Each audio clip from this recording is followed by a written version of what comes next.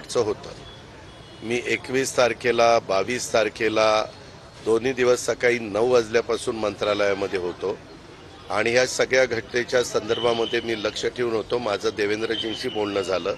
देवेंद्रजी म्हणले मी तातडीनं पुण्याला निघालेलो, मी त्याच्यामध्ये स्वतः जातीनं लक्ष घालणार आणि त्यांनी लक्ष घालून त्यांनी स्वतः प्रेस घेतली आणि त्याच्यामध्ये सांगितलं कारण नसताना एक अशा प्रकारचा गैरसमज समाजामध्ये करून दिला जातो की याच्यात पालकमंत्र्यांचं लक्ष नाही, कुणी लक्ष घातलं नाही। मला मीडियाच्या पुढे यायला आवडत नाही, मीडियाचे अनेक लोकांना माहिती आहे। मी माझं काम करत असतो। आजही 21 तारखेला सकाळी 9ला त्या मंत्रालयात चेक करायचं की अजित पवार 9 वाजता मंत्रालयात होता का नाही आणि माझं कामं काय चाललेली होती। एक तर ह्याच्यामध्ये कुठल्याही राजकीय पक्षाचा हस्तक्षेप, राजकीय व्यक्तीचा, मी चुकून पक्ष म्हणलो, राजकीय कुठल्याही व्यक्तीचा हस्तक्षेप होऊ न देता ही घटना अतिशय गंभीर आहे। ह्या अशा प्रकारच्या गोष्टी कदापि घडता कामा नये।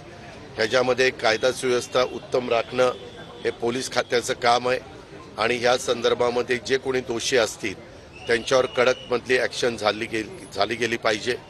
त्याच्याबद्दल मला वेळोवेळी CP जी काही माहिती द्यायची ते देत होते। CPंनी स्वतः तुमच्याबरोबर पण प्रेस कॉन्फरन्स घेऊन सांगितलं। आज पण मी सकाळी CPंशी बोललो। CP आणि मी दोघांनी त्याच्याबद्दलची चर्चा केली। त्यांनी प्रत्येक मिनिट टू मिनिट कसं काय काय घडत गेलं ते सांगितलं आणि ह्यामध्ये बेल कसा मिळाला हेही तुम्हाला त्या ठिकाणी कळालं। त्याच्या संदर्भात वेगवेगळ्या बातम्या आल्या।